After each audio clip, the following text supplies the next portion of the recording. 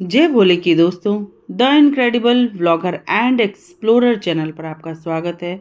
दोस्तों, हम इस चैनल पर रोज श्रावण मास के महात्म्य का वर्णन सुन रहे हैं, इसका श्रवण कर रहे हैं और बहुत ही भक्ति भाव एकाग्रचित होकर हम इसका श्रवण कर रहे हैं। आप लोगों का साथ मुझे भरपूर मिल रहा है।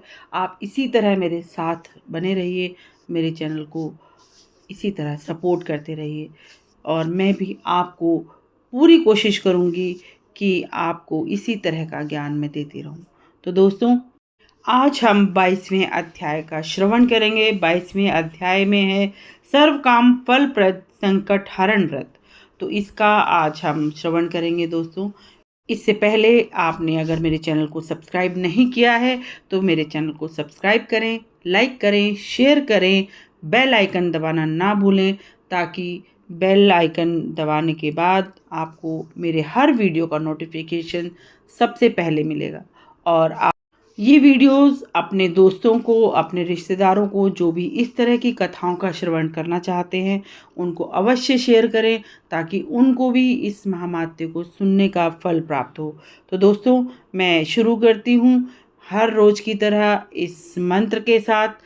कर्पूरगौरम करुणावतारम संसार सारम भुजगेन्द्रहारम सदा वसंतम हृदयालु वंदे भवं भवानी च सहितं नमामि, भवं भवानी च सहितं नमामि।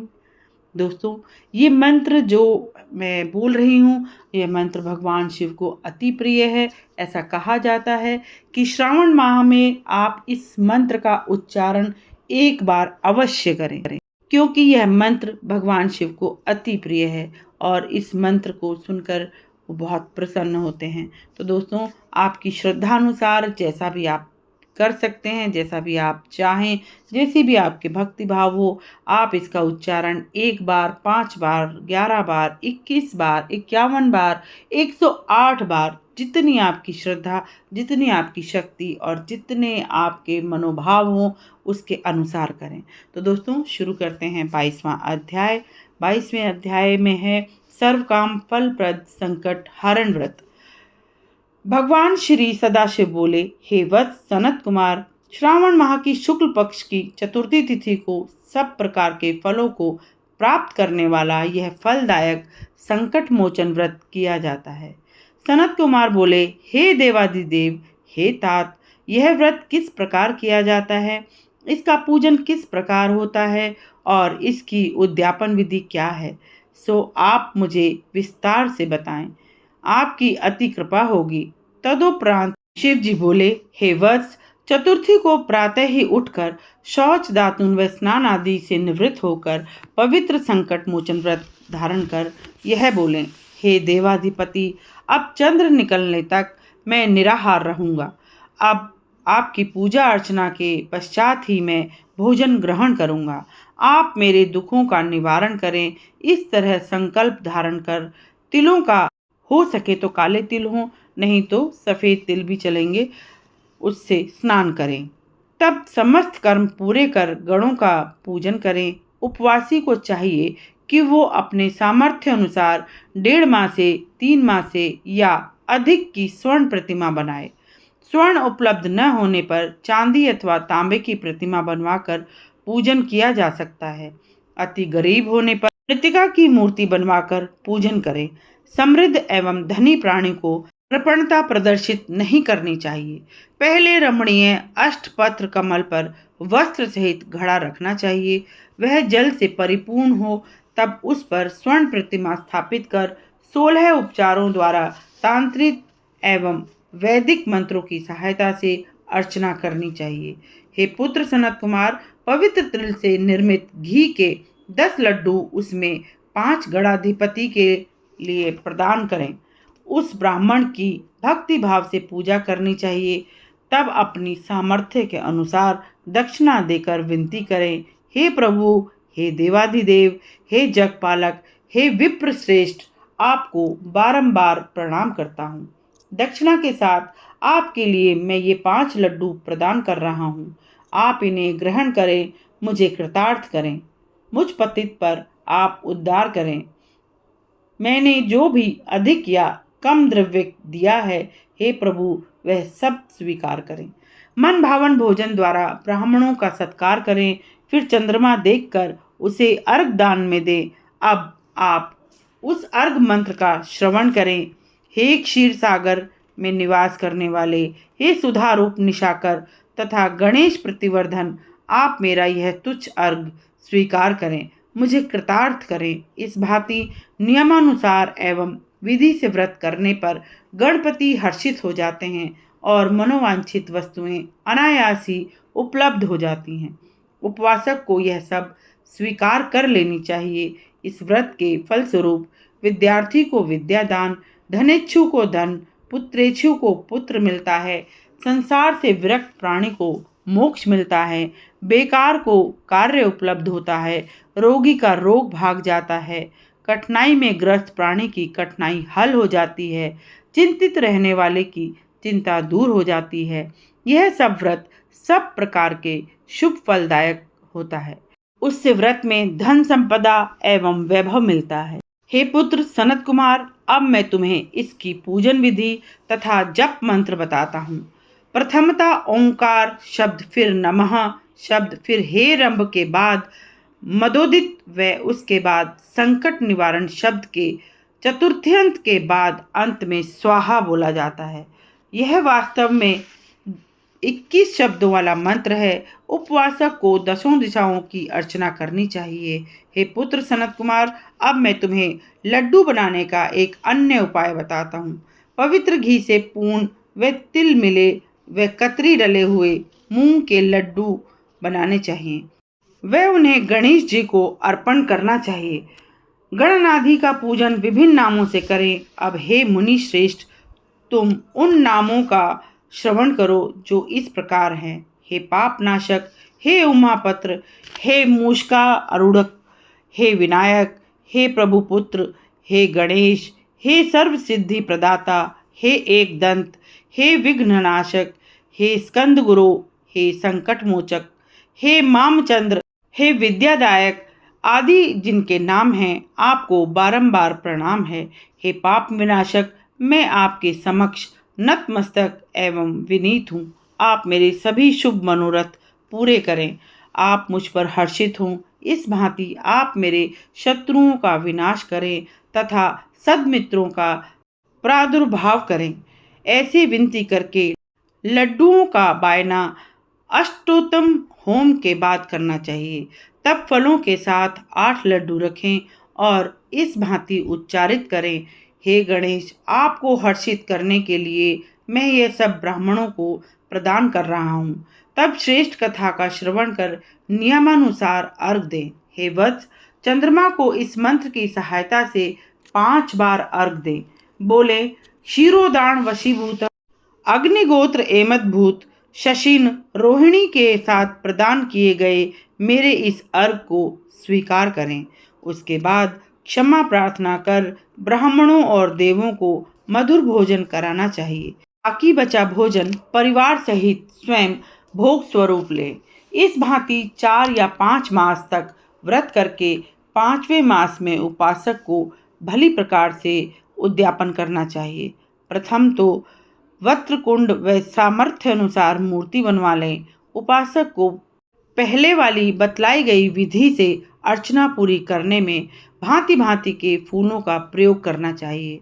अर्घ देने के लिए समाहित होकर नारिकेल फल लें तथा ब्राह्मण को फल के साथ वायना भी दक्षिणा स्वरूप दें। इसे सूप तथा दक्षिणा के साथ गणेश जी की स्वर्ण मूर्ति जो लाल कपड़े में लिपटी हो दान में देनी चाहिए। व्रत की पूर्ति होने पर 5 किलो तिल दें और विनती करें, हे विघ्न विनाशक, अब आप हर्षित हों। इस तरह उद्यापन करने पर हयु अश्वमेघ का फल मिलता है। सभी मनोकामनाएं पूरी हो जाती हैं।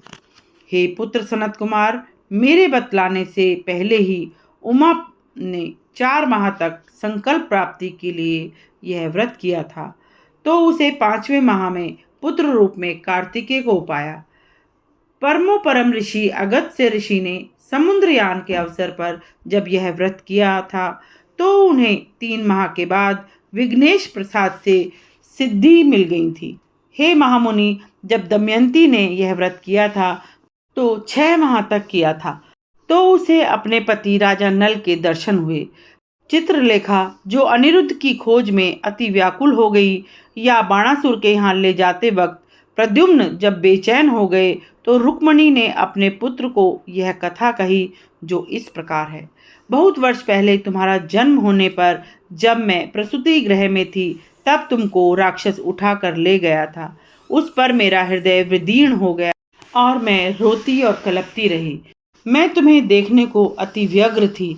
पुत्र विछोह मुझसे सहन नहीं हो रहा था। दूसरी औरतों को अपने पुत्र के साथ देखकर मेरा कलेजा मुंह को आता था।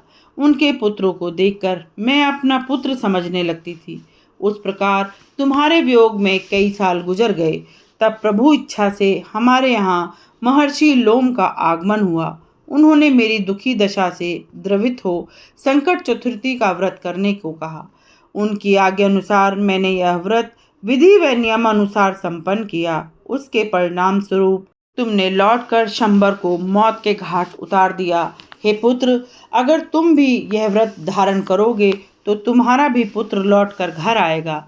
माता की वाणी के अनुरूप प्रद्युम्न ने भी गणपति को हर्षित करने के लिए संकट चतुर्थी का व्रत विधि पूर्वक और नियमानुसार किया।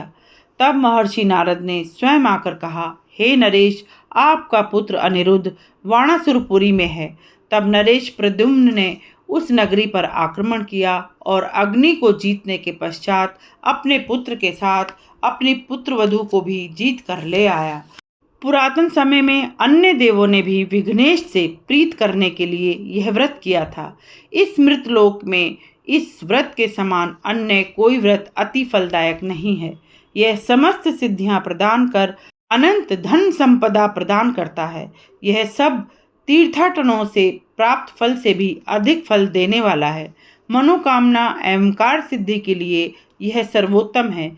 इस व्रत को करने वाला प्रभु भक्त सज्जन एवं शीलवान होना चाहिए।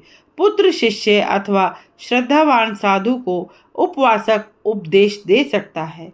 हे वत्स, हे महामुनि, तुम धर्माचारी एवं मुझे प्रिय हो, इसलिए मैंने तुम्हें यह कथा सुनाई है। दोस्तों, यहाँ पर 22वें अध्याय का श्रवण समाप्त हुआ। यहाँ पर 22वें अध्याय के महामात्य का समापन होता है। दोस्तों, अब हम इस मंत्र का उच्चारण करेंगे। एक बार आप मेरे साथ अवश्य करें। कर्पूर गौरम करुणावतारम संसार सारम भुजगेन्द्रहारम सदा वसंतम हृदयालु वंदे भवं भवानी च सहितं नमामि। भवं भवानी च सहितं नमामि। दोस्तों, यह मंत्र भगवान शिव को अति प्रिय है, इसलिए आप इसका उच्चारण अवश्य करें। आप अगर इसे याद न कर सकें तो आप मेरे साथ इसका उच्चारण करें, और इसके बाद आप ओम नमः शिवाय का रटन पूरे दिन आप कर सकते हैं, क्योंकि ओम नमः शिवाय भगवान शिव का अति सरल और बहुत ही प्रिय मंत्र है। आप 3 बार मेरे साथ इसका उच्चारण करें। ओम नमः शिवाय, ओम नमः शिवाय, ओम नमः शिवाय। दोस्तों, इन मंत्रों का उच्चारण आप जब चाहें तब कर सकते हैं। ओम नमः शिवाय का उच्चारण और उसका रटन आप पूरे दिन, पूरे श्रावण माह आप इसका उच्चारण इसी तरह कर सकते हैं। और अगर आप किसी भी मंत्र का उच्चारण न कर पाएँ, किसी भी तरह से आपको किसी उच्चारण में आपको मुश्किल हो, तो आप चाहे जोर से चाहे मन में आप ओम का उच्चारण करें, क्योंकि ओम हर मंत्र का सार है। ओम के अंदर सभी मंत्र समाये हुए हैं। तो आप एक बार लंबी और गहरी सांस लेते हुए मेरे साथ ओम का उच्चारण करेंगे।